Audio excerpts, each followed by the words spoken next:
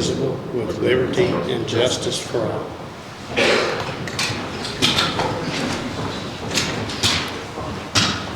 Oh, first thing we have is the Franklin County Animal Shelter opening.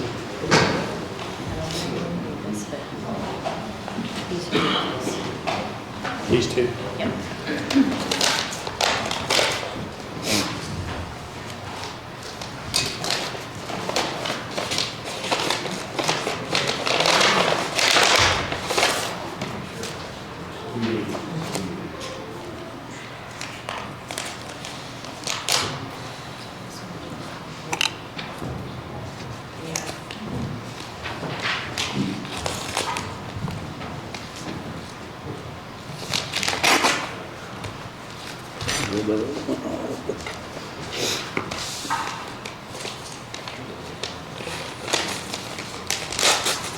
This one's for just the concrete.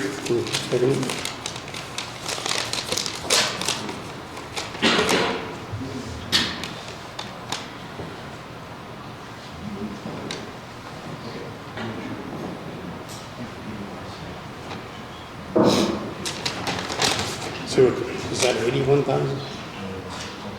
Yeah. 81,550. The bid for the concrete's $81,550.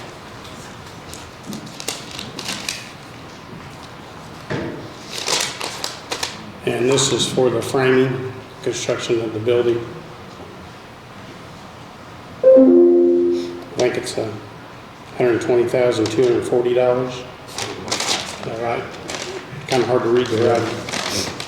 Is that correct? Yep.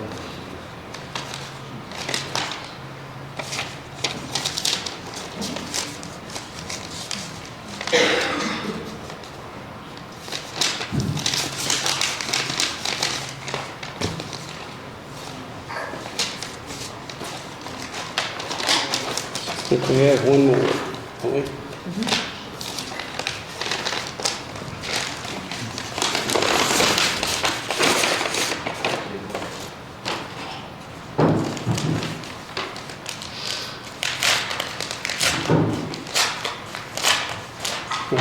Who's that from? That's Wiki.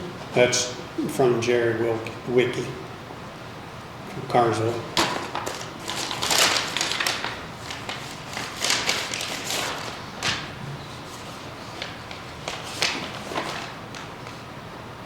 This is, I believe, just for concrete. It's from Graf Concrete.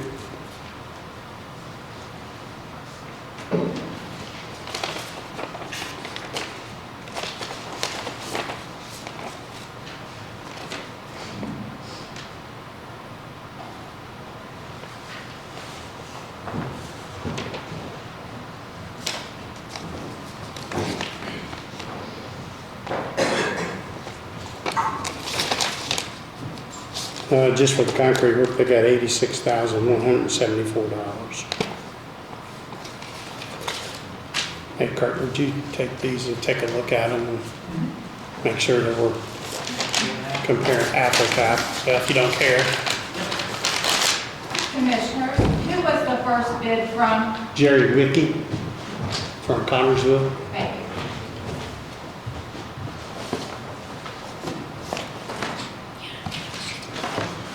Kurt, take from them, and once we get something, let us know.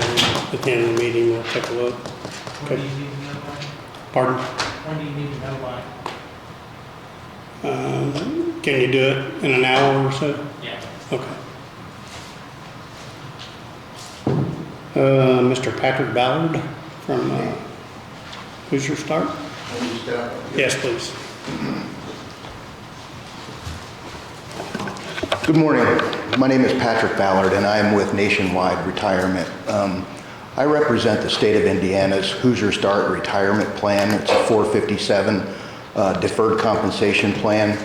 I'm here today because I really made a promise to one of your employees about a year and a half ago to talk to you about adding the Roth option into your Hoosier Start retirement plan. But before I do that and make that request, and I'll try to make this concise and quick because I see you have a very full schedule.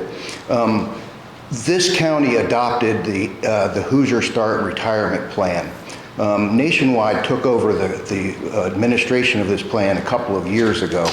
And my role with Nationwide is an educational one, to get out in front of plan sponsors and participants and educate them about their retirement plans, the importance of retirement savings, et cetera. So my role is simply educational and consulting. So I engage with various government entities out there.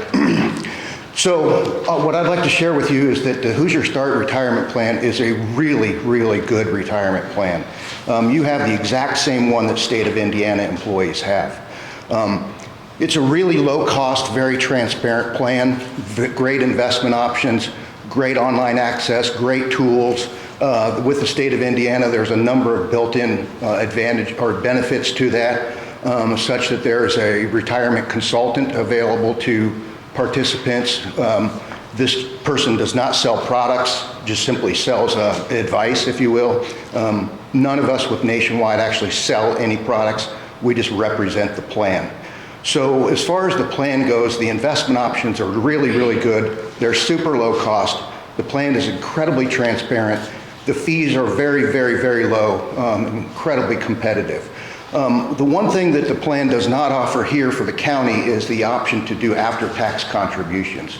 And I'd like you to consider adding the Roth option to the plan.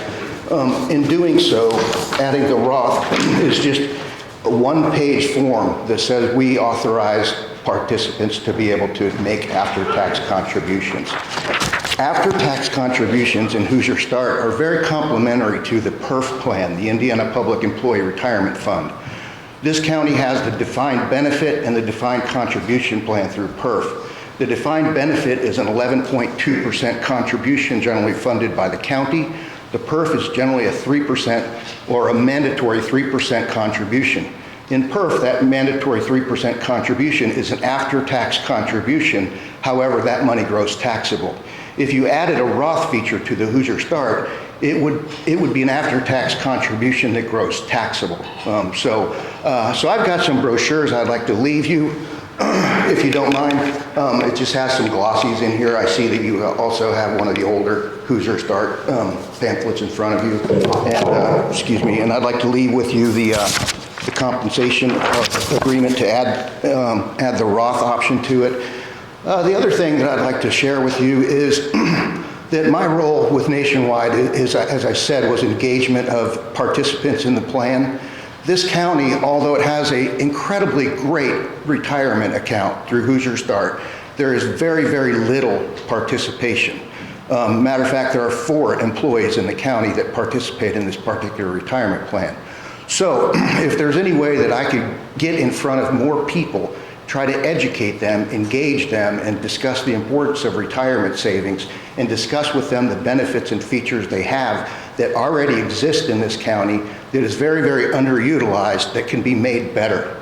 Nationwide is constantly making the state of Indiana's plan better. They just added a Schwab personal brokerage account as an option in that. There are various tools that are available to employees, tools called the Interactive Retirement Planner, which allows them to go out and forecast what their retirement income is and from what sources. There's also an investment planning builder tool that will help participants build their own customized portfolios. And then we offer personal one-on-one engagement and services with these participants. So again, I'll leave you the brochures. You could also look at the investments, and there are also fee disclosures about the plan. Hoosier Start costs participants $54 a year, and the fee expenses go down to 0.01%. That's how transparent of a retirement plan it is, as opposed to a lot of other 401k in the private sector that have a lot more added fees and other things associated with that. So my goal today was to basically introduce myself to you, see what we can do to put the cards on the table of, look, we're interested in engaging your employees here in the county.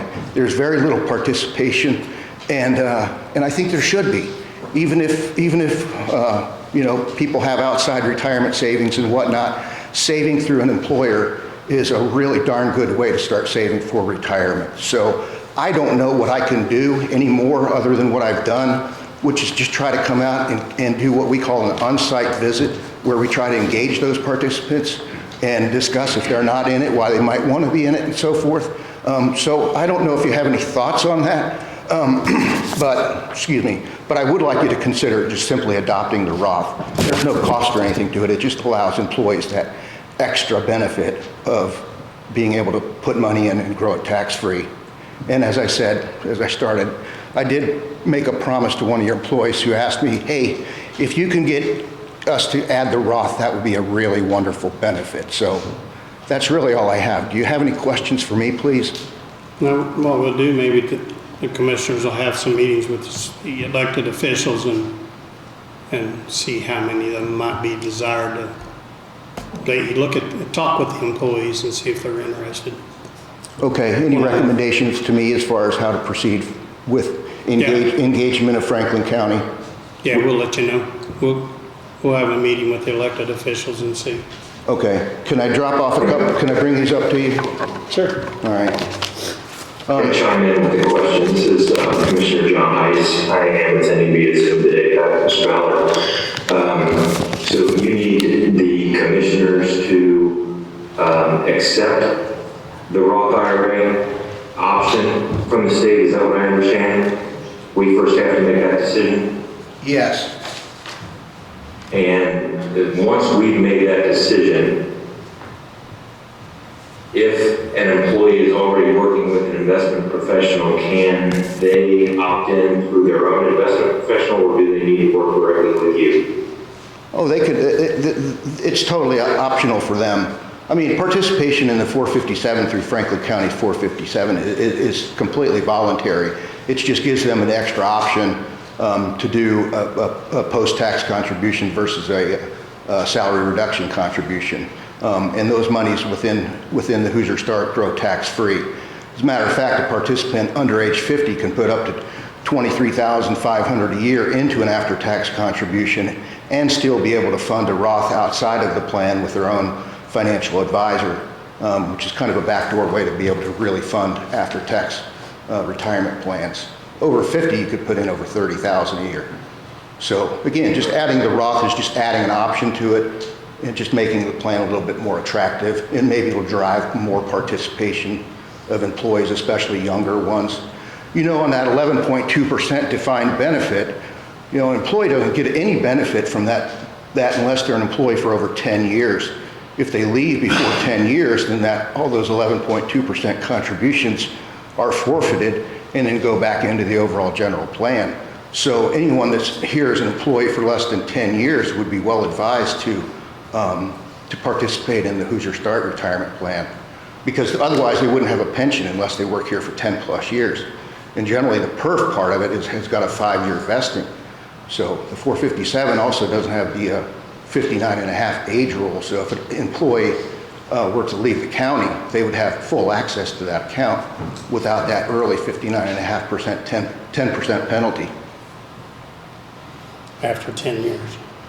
Not with us. I'm saying with the existing PERF plan that you guys have, the defined benefit portion of it. So my point earlier was that the after-tax contributions in Hoosier Start are simply a complementary to that PERF that is after-tax that grows taxable. I appreciate your consideration. All right, thank you. Thank you very much. Thank you.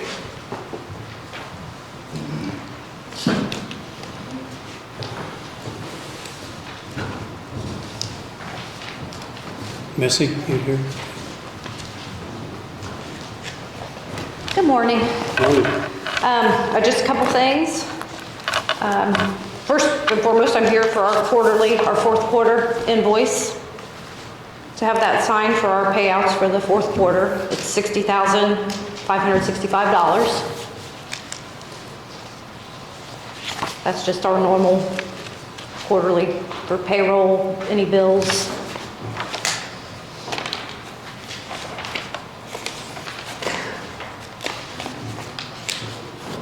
Okay.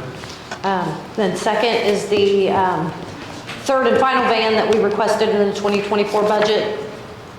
You should have a copy of the purchase order that needs to be signed. 114 grand. That'll be $24,987 for the local share, for your share. And we have that, right? And that third van, the used van we bought from Casciosis County, that's Yeah. been a blessing, just so y'all know. That van has been a blessing. It came right in time. But this will be the final van that we're requesting for now. We'll be in good shape. Okay. So those are the two things. I just have to give you a few updates, my normal NDOT updates that they want me to give you. For the year, we ended up with over 21,000 units, which is up 4,000 units over last year. So we are increasing every year since COVID. We've been increasing our ridership. 8,200 of those were senior units. That's to the grocery store, to get your hair done, to whatever they need to go to visit a friend in the nursing home. 1,100 of those were people that were in wheelchair, handicapped passengers that we took places.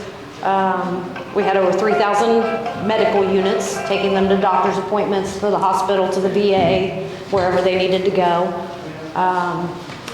1,800 of them were trips to their jobs. We took people to work, wherever they worked here in town, or some that worked out of town.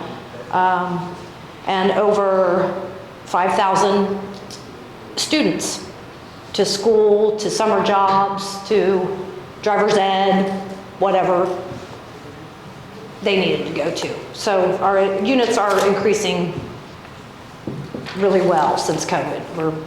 We are. So with the units you have, you're able to service those extra? Yes. And we do, and one other thing I need to go over with, I had a meeting last week in Connorsville at Fayette County Transit with NDOT. They are partnering with the House of Ruth. I don't know if you're familiar with the House of Ruth. It's an organization that helps women who are trying to get through drug-related issues. And they're telling us that this will be kind of a money-making opportunity for us. It's Franklin, Fayette, Union, and Rush County.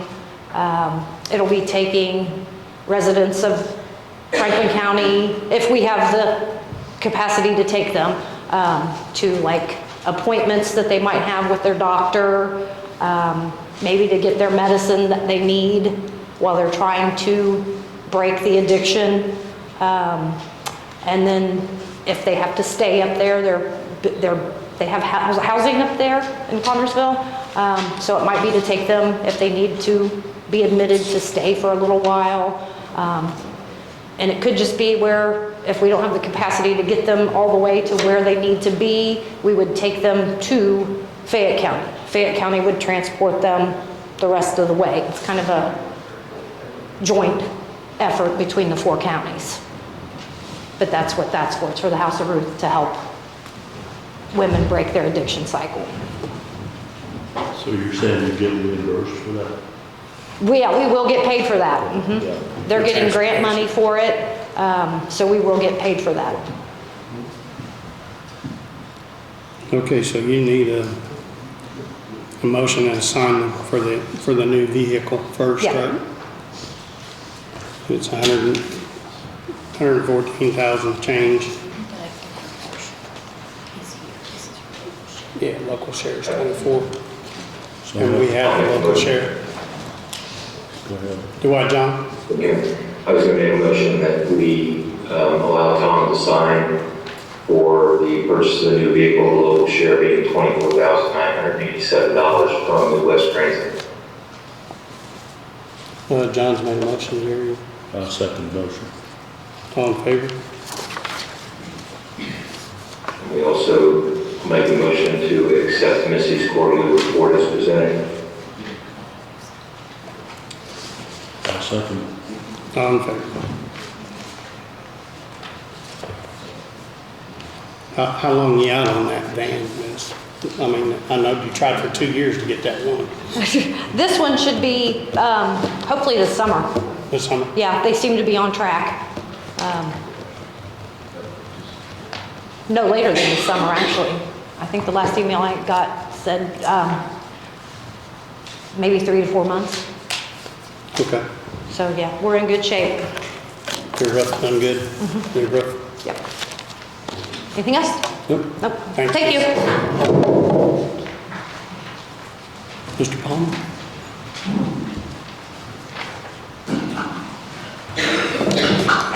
It looks like I'm on here for 3 things, 2 of which I didn't know about, but we can talk about those. The building we purchased out at Metamora has propane for the heating system, and so we have to sign an agreement with Shelby County Co-op to handle that. As long as we buy the propane from them, it's their tank. The tank itself is free, there's no cost for that. And I will have to say that they filled the tank for us during the winter. And it actually was cheaper than what I had to pay to fill my tank per gallon, so I was actually pleased by that.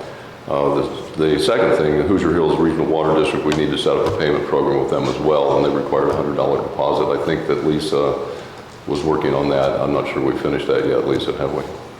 The Hoosier Hills Water is a $100 deposit. Did we get that taken care of? We're working on it. Okay, so those are 2 things that we've had to kick in with that building. We'll have to build that into the budget for next year. I think we have funds to pay any of the utilities for this year. We're paying sewer to the Metamora Sewer District and Duke Power. We also have, we'll be getting bills from them.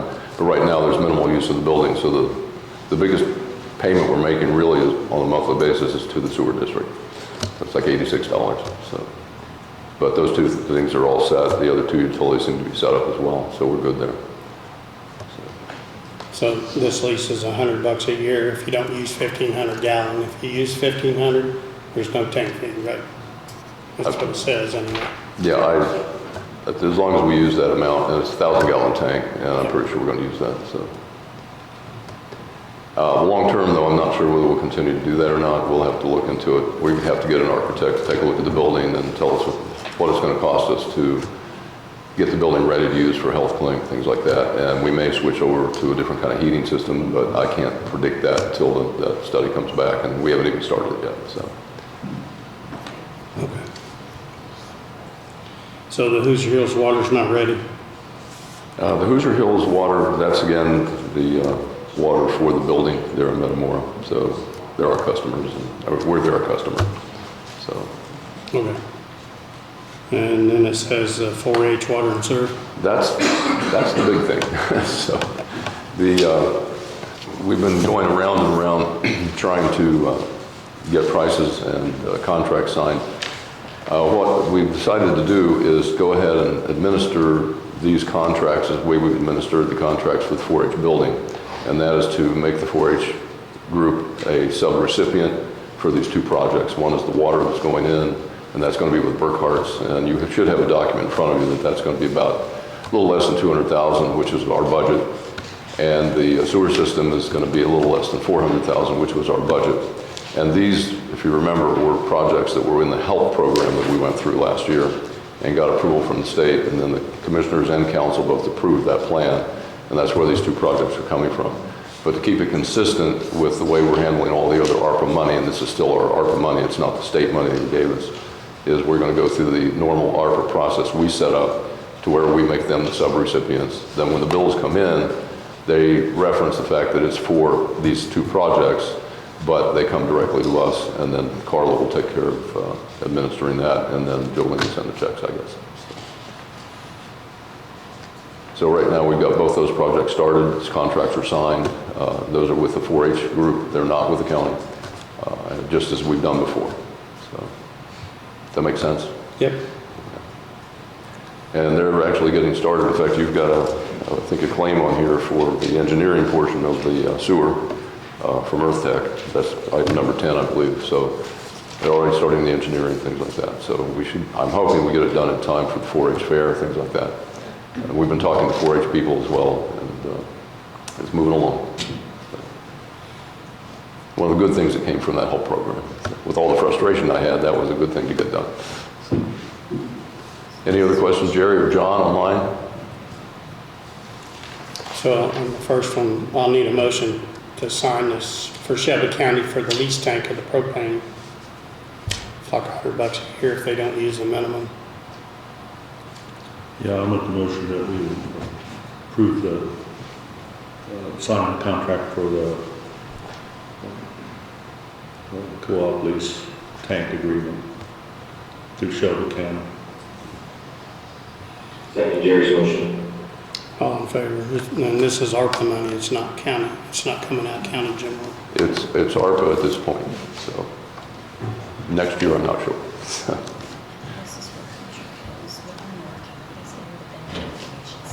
Okay. Then Ballard, the water, which is Hoosier Hills. This agreement's entered in between Ballard and Hoosier Hills for the public in hereafter called the utility. And thereafter call members as when utility shall furnish subject to the importance of the bylaws and rules and regulations enforced in water. So this is for the water Yes, at Metamora. at Metamora. Yeah. Okay, I'll entertain a motion to sign the contract with Hoosier Hills for the water, for the building in Metamora. And so I'll make a motion that we sign a contract with Hoosier Hills for the furnished water for the public health building in Metamora. Second Jerry's motion. All in favor?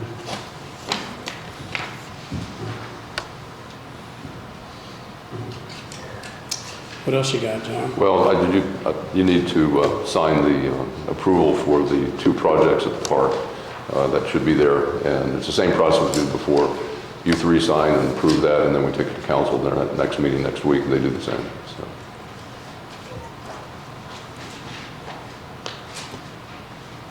And after you sign, give a copy to Carl. Wastewater. I don't think I received, or I didn't receive a copy of that. John, what is that again? I didn't know whether you got a copy or not, John. If you didn't, basically, if you guys can vote to sign, then John, if you want to read it when you come back, we can do that. But it's the same process we ran before, where essentially the 4-H is asking for the money to do these two projects. We're granting it to them. Same ARPA process we use for every other project we funded with ARPA. So, Yeah, they're combined together for a total of 600,000. yes. So 4 and 2. Yes. Okay. Yeah, the total was 600,000 for the two projects. We're going to be just a little bit under that. There are contingency fees in there, hoping that we don't use it all, but you never know. John, I reached out to Grant to review those invoices that we had talked about, because we've already received 2 invoices on these projects, where they are requesting money in advance to purchase material. Yeah, There's a new law that went into effect July 1st on that, so I have not heard back anything from Grant about that yet. Yeah, and I think that you also had a communication from the state that we need to possibly pass a resolution on council part. It would require a resolution by council. Yeah, so as far as a claim today, I don't think there's a reason we need to pay it today if it violates any Still of need to the find rules. that out. Yeah, so I think when it comes to item number 10 or 11 here, Yeah, and the confusion is mostly because this is a project that is not owned by the county. And that's where we're kind of getting confused whether that law applies or not. yeah. So in reference to what you're saying, even though we have a claim for an invoice for 4-H sewer design, I think that if that's already been done, we could probably pay that, but because it's something that's actually finished. But for anything that they want to build for, like a draw or something like that, we have to wait to get approval for that. Yeah, like the one is like, I think they're requesting like $68,000 to purchase material Right. to do the project, and the law that went into effect said you can pay in advance for a contractor to purchase material so long as council does a resolution to that effect. Right, and we're planning on going before council next week, I believe, to talk about that. I don't have anything for them, but Yeah. on that, but because I haven't heard anything back from Grant. I'll see if I can get a hold of him too. So, okay. So anyway, I'll make a motion, we go ahead and and sign for this, them two projects at the park for the sewer and the water. I mean, the 4-H building. I'll second the motion. John? Since it's passed already and I don't have copies, I'm absolutely not opposed, but I'm going to abstain from those. So, no, what I've got there, you guys have passed it already. Okay. Thank you.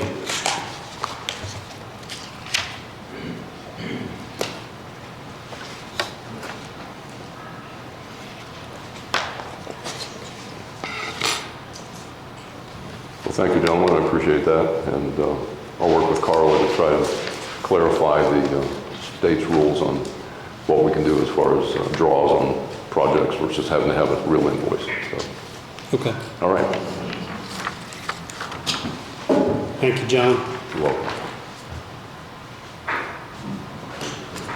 welcome. Next, we have an invoice from Jim Dunbar, who drew the plans for the animal shelter, and that's also being paid out of ARPA funds. Oh, I did. How much is that bill for? The architect? $968.85.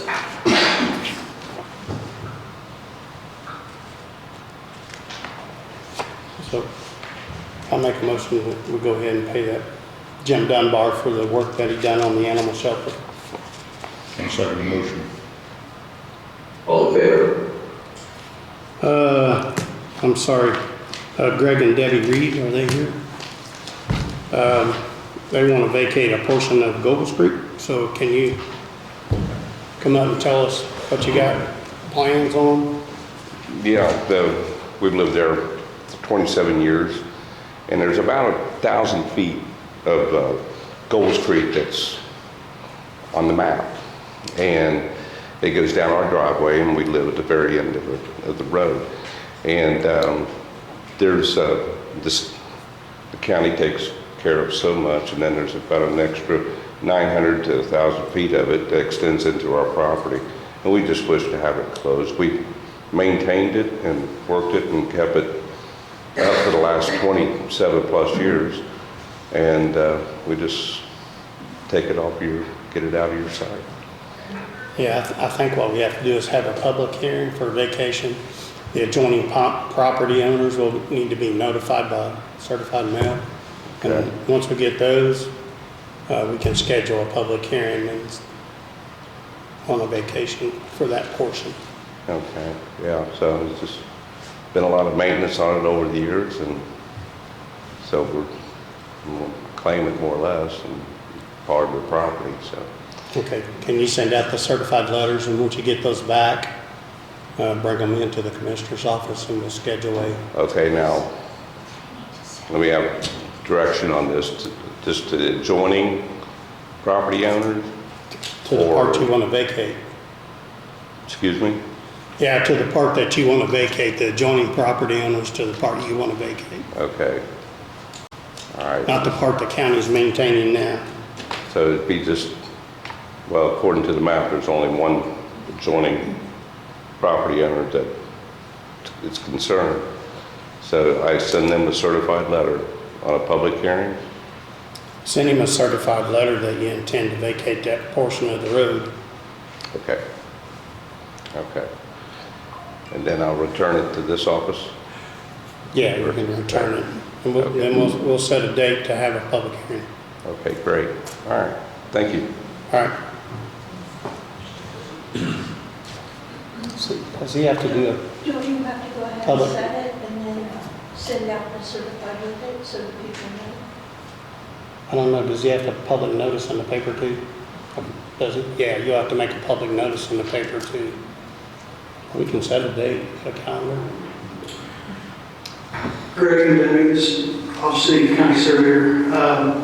There's a very specific code on how to go about vacating a public street or any public property. So in Indiana code, there's a section that you need to be aware of as far as public advertisement, certified mailings, things of that nature in order to to accomplish this. If you need help with that, I can help you with that. Okay, great, thank you. I'll help you with that section of it if that's something that you need help with. I'm gonna copy it over here, Rob.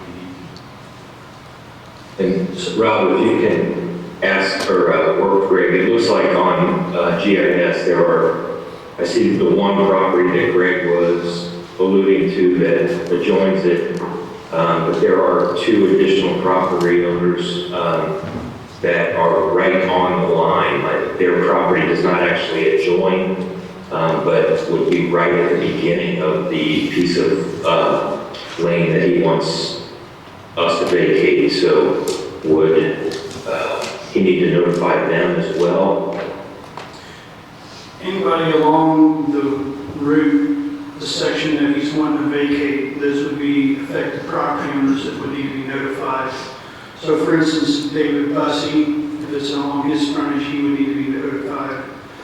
He's got frontage, and then the other set I was looking at was Ken Brock and looks like Patton family. Yeah, if Brock would be on the frontage of that section, yes, they have to be notified as well. Now, there's a section of Gills Creek that the county maintains too, where their turnaround is. Gills Creek may in fact go on further than right away into the Reed's property. If I remember correctly, it's possible that it does, because it probably connected up with another road somewhere else at some point, maybe. That section of the road, if that's something that you want to vacate, if it does truly exist that way, that's something that you might want to add to that as well, so that it's no longer a public road. Even though it's not maintained, it's still a public road. So I can try to help you with those records if that's something you want to take a look at. That would be Long Hollow Road, I'm guessing. I'd have to look and see how it is. It'd either be Long Hollow or Mountford Lane, potentially, where it might have connected up to at some point. I don't know. But talking with some of the other neighbors in the area, Mr. Sherman, he seemed to think that Gills Creek went and continued on somewhere else. And so it's about looking at the records. So if you want, you can stop in at the office afterwards and I'll try to help you with that. Okay, we'll set the hearing date then April the 3rd. Okay. I'm sorry, I can't hear you, Tom. You got to speak in the speaker. I said we'll go ahead and set the hearing date for April the 3rd. That should give adequate time to notify everybody and get the work done.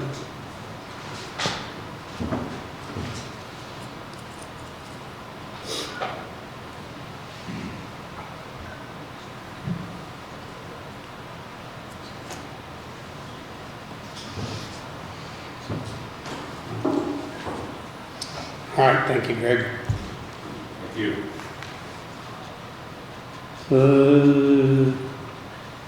Dunbar. We did Dunbar, you're on to first tech.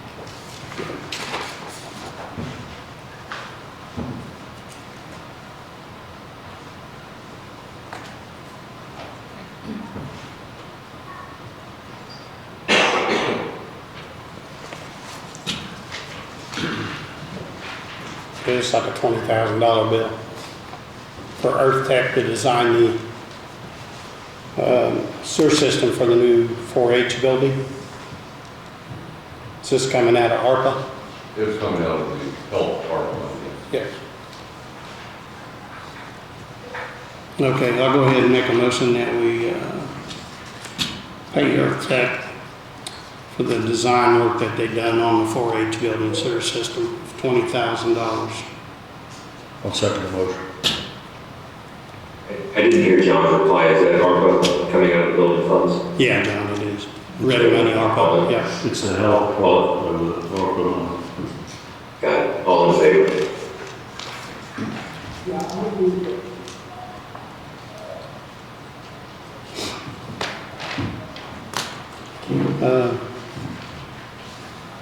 Next thing I have is a letter of an intent to hire a new commissioner's attorney. I think it was last week.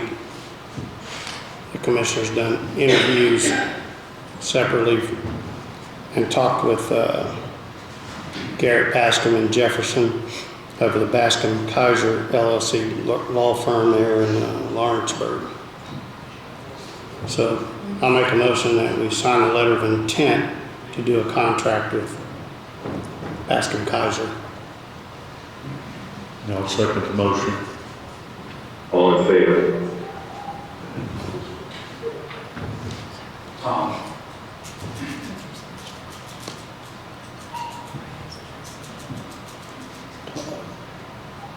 Brian wants to ask a question.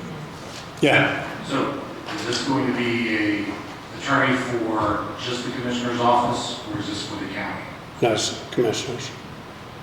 Okay, so the rest of the county still doesn't have representation at this time. I think they do. Carla does, don't you, Carla?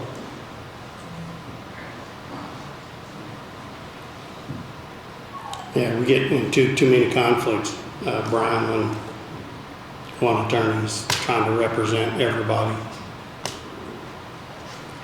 So when other offices have legal matters, do they have, for instance, the surveyor's office, the assessor's office?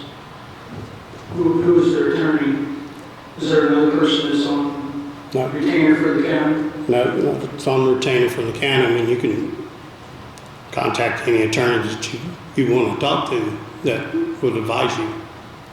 So we need to go to the council and ask for additionals now for legal budget. When we previously didn't have that, is that basically what you're telling all the rest of the offices? Yep, more or less. That's how you do it, isn't it, Carla? Because previously passed, all the other offices, when general legal matters came up, they went through the commissioners, because it was a county attorney. The person's no longer available. The way I understood it, that there might be a few times when he could help, but if there's a conflict, he won't. Is that what you took out of? Sort of, yeah, but we want him mainly for the commissioner. Yeah. Like the APC has their own attorney that they use. How about instances with the surveyor's office regarding the drainage board? How's that work? If it's to do with the commissioners, they'll It's the represent us. drainage board. Yeah, that would be the commissioner, so they would be our attorney. Okay, because there's potentially some situation where that might be necessary regarding some of the legal drains that we're working with. Sure. So I just want to be clear that that's available to the surveyor's office when that needs to be done. If it's commissioner related, Rob. Say again, I couldn't hear you. If it's commissioner related for us, I mean, not just for you personally. Drainage board related. Drainage board, yes, sir. Yes. Yeah. So at our council meeting this next week, I will make a recommendation that council find an attorney, just like I brought up at our last meeting, that council find an attorney for the rest of the offices in the county so we're not left hanging. Because it's, each office having their own attorney on staff could get very costly when we could have one. If you guys want to have your own attorney, that's fine. I'll ask council to fund another attorney and for the rest of the county. For the ones that don't have one, like APC, and I think the health department has their own attorney. There's several. But the remaining you're talking about? Right, but Okay. county council doesn't have one, EMA doesn't have one. Sheriff's Department's currently looking for one. Could get very costly very quickly, so we'll try to figure out a solution. Okay. Internet at the park, which I guess has totally been a nightmare for the last 3 weeks. 3 weeks. So I guess RMC, Southeastern Indiana, will do a fiber line there for internet service to the park so they can start doing their online reservations and stuff. Which one we going with? I don't know if you need to discuss it with the park board. There was a member here. Tom, where'd he go? Just Okay. There's residential option and then there's commercial option. Residential's very affordable for what it offers. Commercial's a little bit more costly. Have you had a chance to look it over as well, John? John Heiss? I have. Okay. In the meantime, we are going to work on some other options to get temporary internet service out there so that they can get their online reservations up and running. You had just stepped out, Tom, so I don't know if you need to look over the pricing on this to see what your budget allows for the internet. Yeah, we've actually, Tom Bowen from the Park Board. Oh. Yeah, Tom Bowen from the Park Board. We've actually had a donation of a temporary jetpack to which the board will discuss, possible accepting it at our next public meeting. But also I was kind of wondering too, because with the solar eclipse weekend being April 8th or that Monday, in which it's kind of taken a little longer than we kind of hoped. But, it's going to be a pretty big weekend for Franklin County because we're being told a lot of the other campgrounds are filling up quick. And since this is a government job or potentially for the SEI, I was wondering if there'd be any way that the commissioner's office could request, for them to expedite it, if there would be that possibility.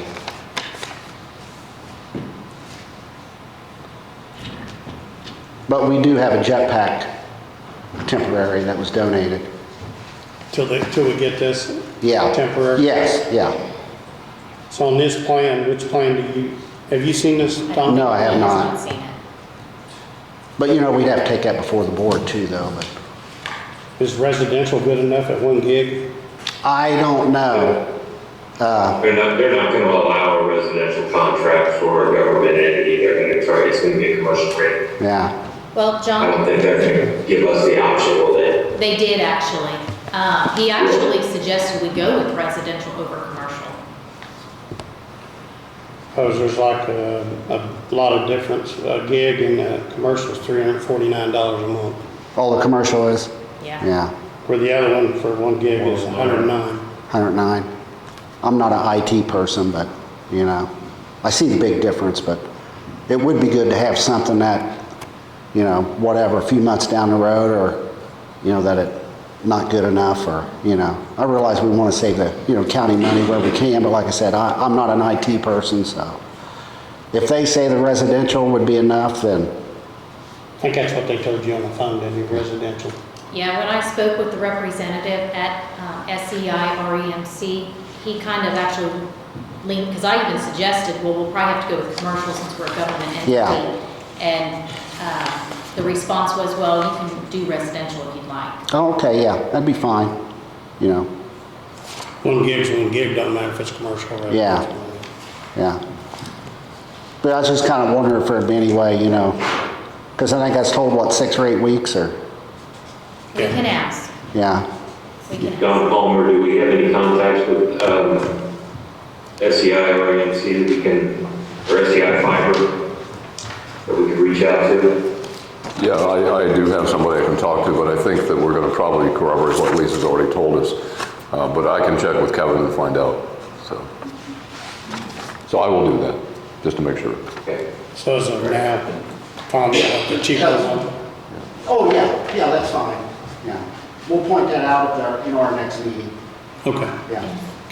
You want to wait and get a copy of this so they'll have it, or have you emailed it? I have not emailed it, but you're welcome to take this copy. I have a hard copy. Oh, okay. And then also too, our goal's March 1st, because we have 2 more training sessions with the camp spot.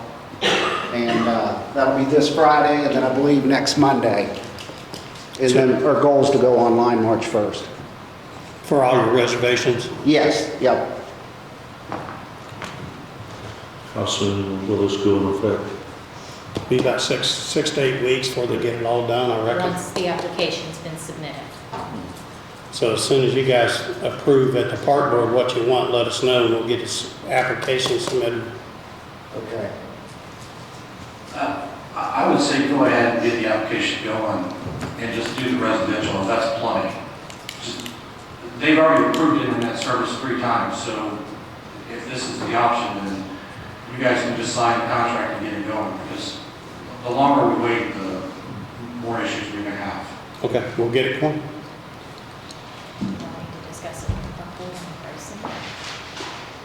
You're okay with the pricing residential 1 gig, Yeah. $109?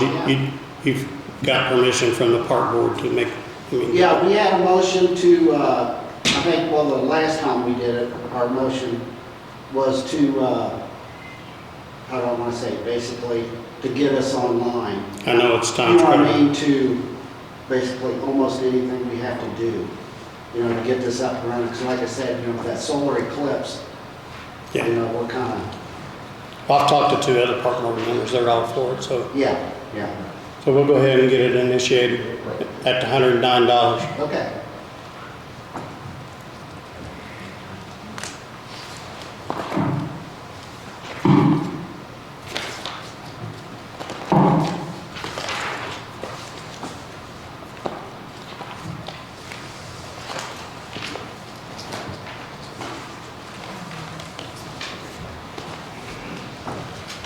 Okay. I'll make a motion that we acknowledge we received the clerk's report for January 2024. I'll second the motion. All in favor? Next, we have the Commissioners' meeting minutes from January 24, 2024. So I make a motion that we accept the meeting minutes for January 24th, 2024. John, you got it? Seconded. Yeah. Sounds good? He said, he seconds it. I said second to Jerry's motion. Okay, all in favor?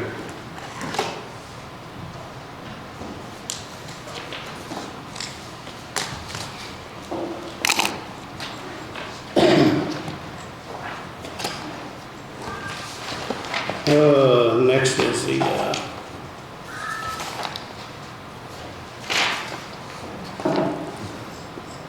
regular claims, utilities, and payroll. We got the minutes to approve. We have another set of minutes. For seven. February 7th. Yeah. So I'll make a motion that we approve the minutes for February 7th, 2024. Second Jerry's motion. All in favor?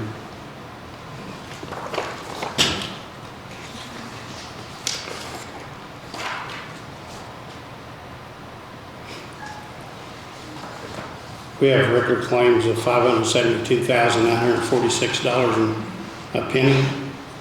Utilities and lit, $1,205,518.41. Payroll, $221,965.94. All has been signed by the auditor, Carl Bowden.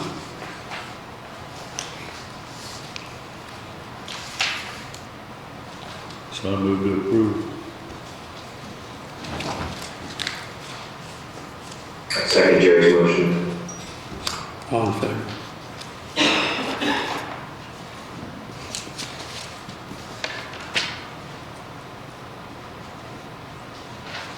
Hey, Rob, I know you got something to permit or to submit. Yeah, I have a couple things here. Item number 1, animal shelter. I finished the site development plan.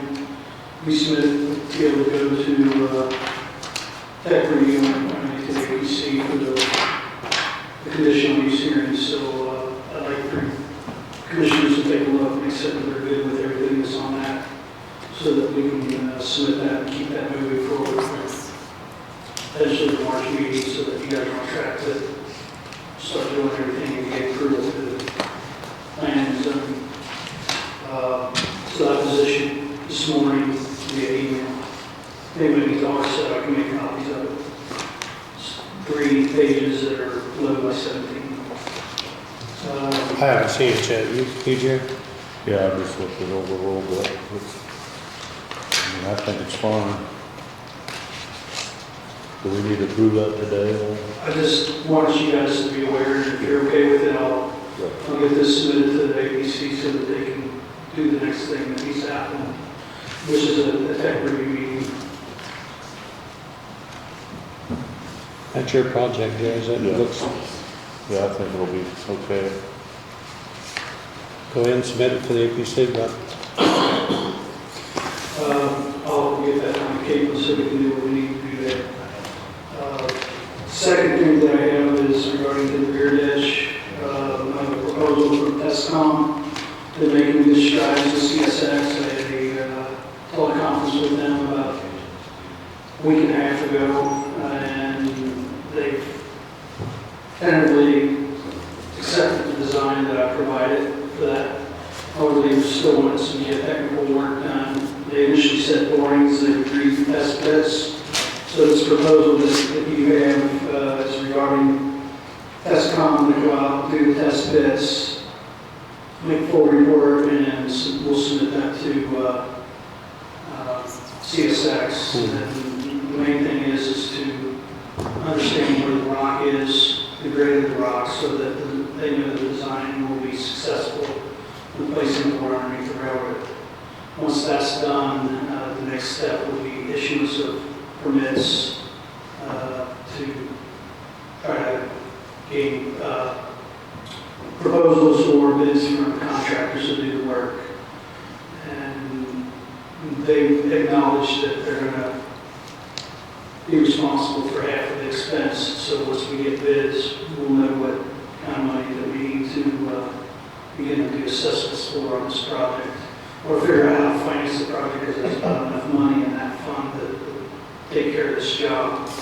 But however, there is funds available for doing these test pits that we need to do, so I'd like to get approval from the Drainage Board and Commissioners to go ahead and spend the money and schedule this as soon as possible. So do we have to go to the drainage board meeting first? probably would.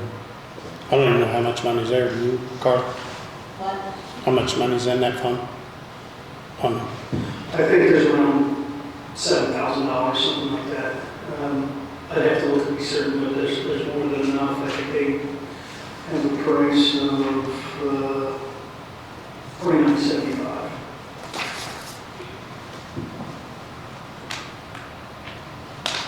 If you want me to check, I can do that real quick. If you want to know what that amount is before you make that decision, I can do it from right here. If you give me a second. Takes a minute for the software to open. I'm sorry, I didn't have that.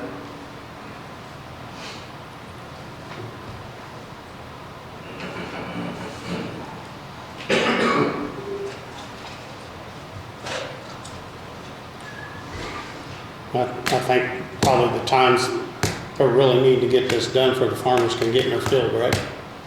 Well, it's pretty important that we keep moving with this, because 2 weeks ago, or 3 weeks ago, right at the beginning of February, with what little bit of rain we had, there was 10 acres of farm field underwater. And that's not going to help the farmers be able to get out and do the work. So the sooner that we can come to a remedy and get this all going, the sooner we'll be able to drain it and the condition will get better. And it'll also stop from creating further problems with the line upstream, because when it's plugged, it puts pressure on the pipe and causes more blowouts. So it's something that we need to do.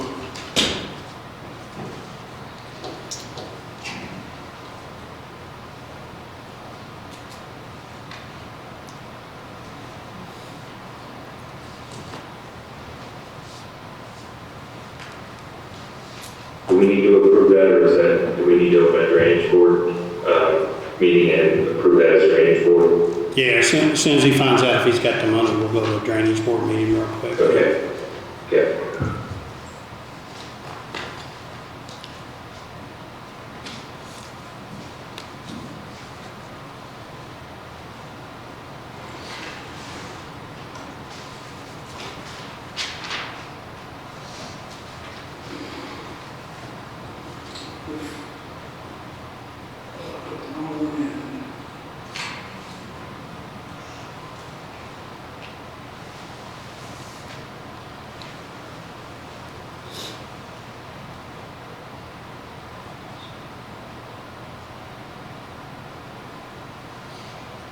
Okay, the OE Weir Dash fund shows, I'm sorry, I was wrong on that, it's 4705.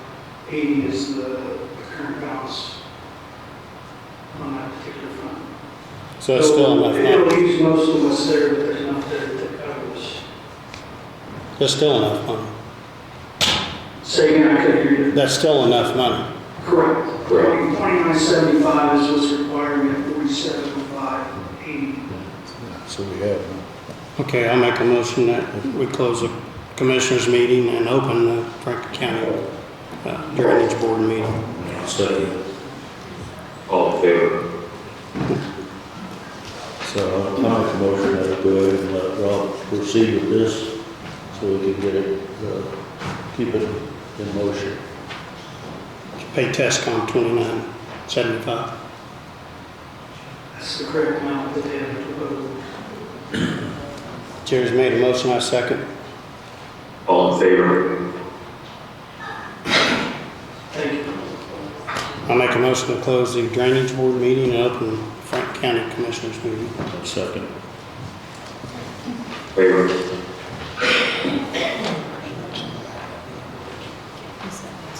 Okay. Justin, I need, before we let Kurt go, you got anything for us today? Yeah, I do. I think you have in front of you, I just received this, the contract for legal services for the condemnation of the property on Hamburg Road for Bridge 31. The previous attorney that we had did not get these filed. This has been going on for a few months. I spoke with this USI that recommended this attorney. Her name is Yasmin Stump. She's from Indianapolis. She sent me her contract for you guys to sign to take care of this for us.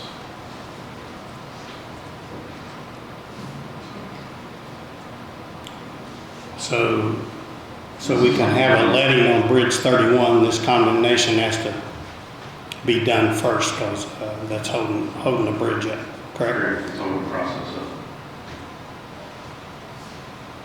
It should have been taken care of back, I think, November, or October, November Last year? last year. Okay. We started on it then, and then it didn't get completed. USI came forward with this attorney back at the end of January, and I had reached out to Michelle to see if I didn't want to pay two attorneys on it, so I talked with her. She was making it a priority, but was unable to get it completed. So we're going to need to move on to the representation that USI has put forward here.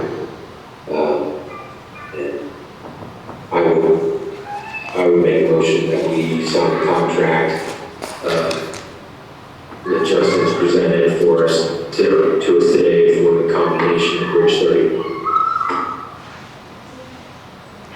John's made a motion to hire this Yasmin Stump as an attorney for the condemnation on Bridge 31, so I'll second the motion. all in favor? Thank you guys. Thanks for your work on this, Justin. One other thing I wanted to mention to you was I have been in contact with the company engineering company on Richland Creek Road. It's going to take a 50-foot bridge to go in there. It's estimated to be about $600,000, just so you're aware. So the hydraulic study and everything's done and they've sized the bridge by that? Yes. Approximately 50 feet, is that correct?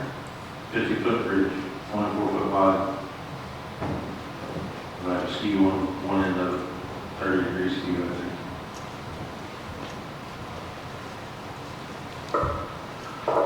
What did you say last, It's got a 30 degree skew on both ends of the bridge. Okay. 50 foot long, 24 foot wide. And that is designed for 100-year flood.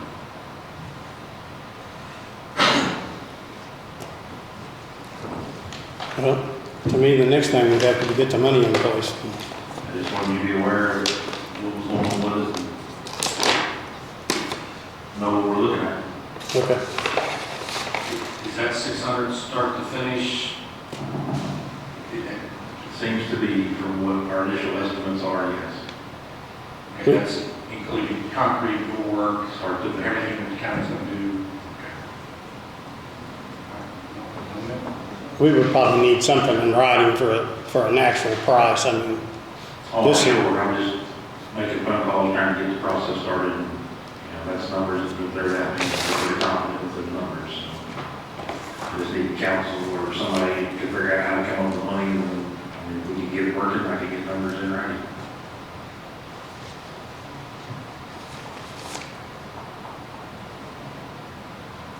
Are you talking about a steel roof there, probably? This bridge is actually concrete deck. A few things going on with the steel bridges that I think we're going to talk about here later on. Derek might have some information for that.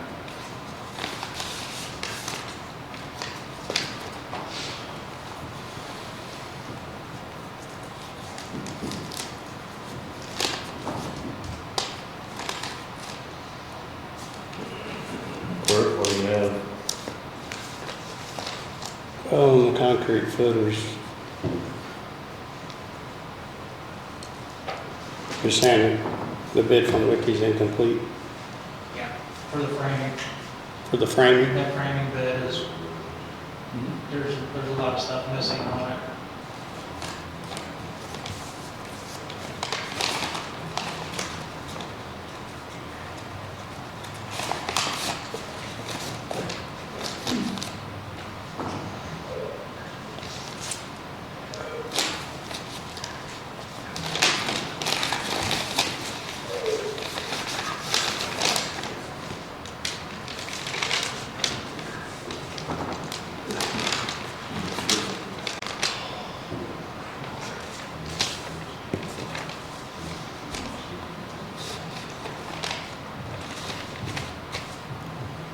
On the flat work, the concrete, was we gonna do the fill?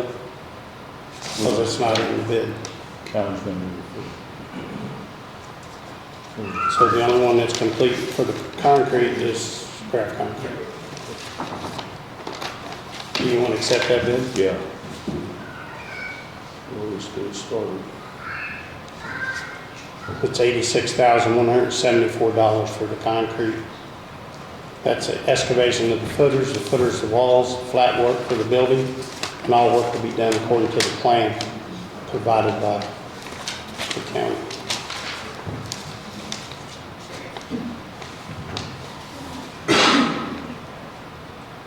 So I need to reach out to the contractor and have him add whatever is missing. And also we have to consider that we have still, Rob's gonna contribute to the design of the septic system, but that'll still have to be, the design of it won't cost a lot because we'll just use a company to sign off on it, but we still have to pay for the contractor to actually install. So we have that, and we have the heating and air and electric and plumbing, so. But this will get you started, get your footers in the ground. Right, and actually the bid, I'll just get with him and see what he can come up with on it, how much it adds to the existing bid for the structure. And we'll, Can you get with Kurt and see what's missing? Yeah. So you know. yeah. So you want to make So I'll make a motion that we accept the bid from Graf Concrete Construction to put in the foundation and floor. And they will have to work with Derek Fields to get the plumbing installed. Derek Fields has asked, or has volunteered to do this work on time and material and not bid because he doesn't have to put in a cushion that way, and he can do it, he says he can do it cheaper for the county that way. And the reason we used him is because we had to have this person knew how to have a building designed in order for the heating system to work correctly. And need somebody to work with the contractor, put in the pump, and everything else. So there's a motion on the floor to accept Graf Concrete Yeah. to do the concrete bricks. I'll second Jerry's motion. All in favor?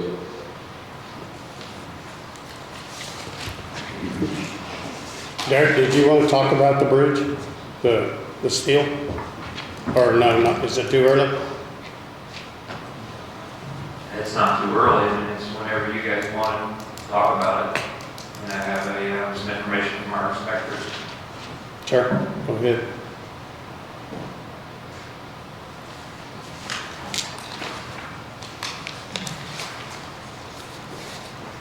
According to an update from the manual on bridge evaluation, a large truck has a RF between 0.3 and 1.0, and I'm not sure what RF is. It's a factor of some kind.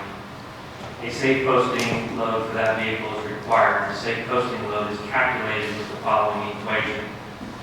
And if I try to, I can show you the formula, but I don't know what that equation, all the things mean. Through this equation, they get a safe posting load, which is a new required value that is lower than the safe load capacity previously used for sign posting. We know that it seems like there are a moving target on this load posting signs, and we're working to keep up with the latest policies from Federal Highway Administration and NDOT. The open steel grate deck is a simple steel beam structures that have been designed, purchased, and installed in multiple counties in Indiana. They were designed to the LFR standards, which use the HS 20-44 design vehicle. This information can be found on the plans for these types of bridges, and then it says see example below of the plan stamped in 2019, and that's where it comes up with. However, since 2007, Federal Highway has required all new bridges to be designed to the LRFD standards. These new standards utilize the HL93 design vehicle as well as all other legal loads, specialized hauling vehicles, emergency vehicles. With the LRFD/LRFR calculations and the larger vehicle loads, the standard is more conservative than the old LFR standard. The results of a rating bridge designed to LFR standards with the LRFR's calculations increases the likelihood that the bridge will need to be posted for loads under the newer LRFD/LRFR standards.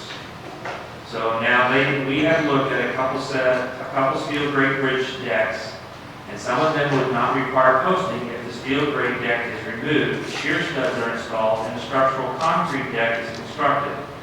This makes the deck composite with the beams, and the vehicle loads are therefore more evenly distributed to and amongst the beams, allowing for a lower load to cross the structure. We are looking into potential retrofits, but those are still in the works with our design and load rating teams. And I asked for an explanation of what this actually means, and it says that the standards that some of the steel grate bridges have are from 1996, and there have been significant changes to the design standards from now that we're in 2024. So based on those new standards, that's why some of those bridge decks are no longer rated as high, and therefore they need the signs posted on. And that's what we have to abide by the Federal Highway and the NDOT standards to say why the signs need to be posted. So that's where those signs are now coming from, if that makes sense to you. Well, it doesn't. Not really, not to me. You know, this conversation to light, if I can tell you, was Derek had sent me Wigland signs. One of them was for Bridge 176, which is River Road Gold Street. That bridge now has a 30-ton weight limit on it. Bridge 133 is on River Road, which was built in 2018, one up River Road. it has a 13-ton weight limit on it. And 72B is on last grade, which was built in 2020, it now has a 17-ton weight limit on it. These are the 3 steel deck bridges that they've put weight limits on. That's why we're having this conversation now. And I still don't understand why. What's the difference in the load ratings? The NDOT and Federal Highway have design standards that they say, and I'm trying to, again, I'm not an engineer, so for me to explain this in engineering terms, I'm trying to get it in a way I can understand and pass it along to you. And what they say is there is a formula that they have to put all those calculation loads into. And when they take the information off the design plans to put into that formula, and they get the load limits or the load guidelines that need to be posted on that bridge and what they can safely handle, that's what they have to have posted. And Federal Highway has said that all the bridges that, before you never had to post for emergency vehicles, now you have to post for that. Before you never had to post for anything under 20 tons, now you have to post for anything under certain limits. Because the standards have all changed, therefore it's all the federal mandates that are requiring this. So this is not just affecting Franklin County, it is affecting all bridges, whether they are timber bridges or they are concrete bridges, all of them have to be re-looked at under this new formula for load ratings. It just happens in Franklin County that these 3 bridges have been identified as ones that need new postings on.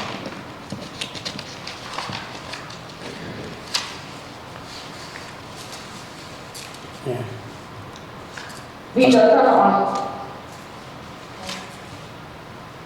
Who's that?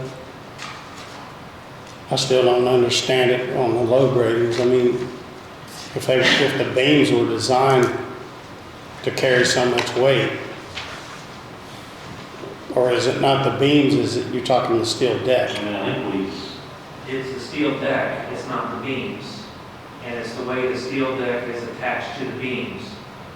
And on those particular 3 bridges, that's what the concern is. And when they look at those, it is under the 1996, and again, it's AASHTO, A-A-S-H-T-O specifications.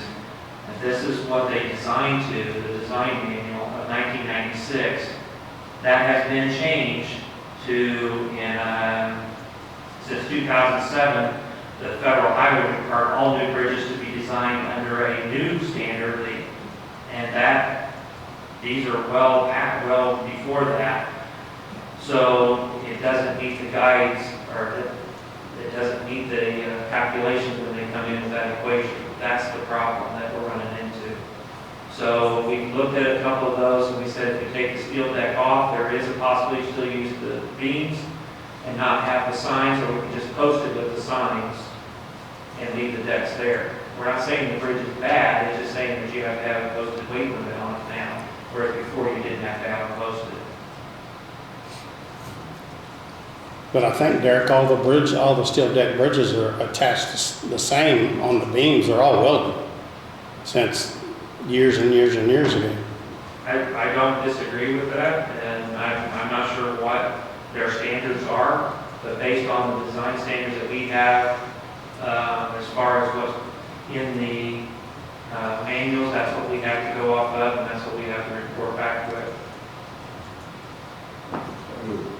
Yeah.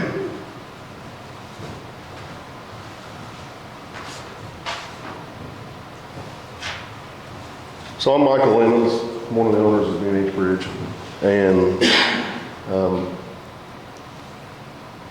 when the county requests annual bids, previously it's all just been HS20-44. We are now doing HL93. Those beams, there's nothing wrong with them.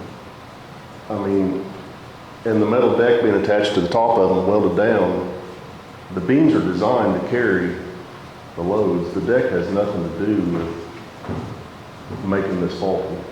I don't get where, and then I was informed that supposedly some of these beams are rusting at an advanced rate, and that was the reason for derating the bridges. It's a weathering A588B material. It's designed to rust and patina up. I would recommend that your engineers probably contact NDOT and discuss the status of that piece of it. And I would be happy to have our engineers that do the bridge inspections to be part of that meeting to assist with that, to find out, because we're just going off of what NDOT has basically passed down from the federal highway. So it's not anything that USI necessarily is requiring, it's what NDOT and federal highway are requiring. So we're just that middle conduit that has to abide by those standards that we have to look at. So I'm not saying that your bridge is wrong or that it's damaged or there's any problems with it. I'm just going off of the information that we have as far as what the plans that were sent to us, from what our engineer has been able to put into the equations to come up with that load rating. So if there is a discrepancy or a problem that you see that may need to be adjusted, I would contact NDOT and go to them with their whatever that formula is, and I'll be happy to share that formula with you. I'm not an engineer, so I don't. Yeah, I'm not understand either. that piece of it. So I'm sure your engineer would understand that. So are you gonna do that, Mike? You gonna get with the state of Indiana and see? Yes, and I get will. back with us on that? Yes. So in the meantime, we should post those to be in compliance? To be compliant, the signs need to go up to match the federal standards that have to have that. That's why we sent those to Justin. But they can always, after they, if you meet with them and they say that it meets different criteria, then those signs can be taken down. But as of today, I believe those signs need to go up until you get that worked out with NDOT and their design standards. Yeah, and I'll probably get a hold of American Institute of Steel Construction too and get them involved in this also, because they're the ones that help set these things also. Yeah. With the state, so. Okay, let's work on it and get it done, but in the meantime, Justin, can you order the signs and get them up? They're already ordered, half of them up, the other half's ordered. So on 3 bridges, we got them? Should be in by the end of the week. And again, we're not necessarily pointing the finger directly at E&H Bridge or the steel grade deck bridges. Those just happen to be the ones in this county that have the bridge that didn't meet the load rating. And you've got a lot of other bridges in the county that are from E&H, and those did not. These 3 just happen to be the ones that did. So I don't quite understand how 3 bridges can meet that or fail that and all the others don't. I mean, I do know that talking with our inspection team, that they have 586 bridges within the state of Indiana that we have, USI has, to go back through and do the load ratings on. And that's throughout all the counties that we work with. And out of that 586, 3 of them happen to be in this county. The rest of them are all in other counties that are dealing with that same issue. So it's not dealing just directly with E&H, it could be with the other companies, American Timber Bridge, it could be timber products, it could be concrete bridges. There are others that have to be posted. So it's not directly related to you or your company directly. yeah. And we kind of seen this coming, how the state was starting to change things, and we no longer put out any HS20 or HS25 bridges. Everything we produce now is HL93 design, and hoping this never happens again. I mean, it's just, you know, it's not our fault. It's what the state had for specs at the time. I mean, just be nice if they quit changing their minds. This has been a moving target for us because they've changed the design in the last, I would say, well, I've been with USI for 10 years and they've changed it. This is my 3rd time they've had a new formula in that 10 years. So the ball is moving quite a bit. And I was a commissioner for 8 years prior to that. So out of 18 years I've been involved with this, it has moved a number of times in target gas. So we have to keep up with what the When you take 586 bridges, you have to take the deck off of them. You're talking millions and millions of dollars that somebody's And it's unfunded. unfunded, yeah. You're exactly right, Tom. All right, thanks for coming, Mike.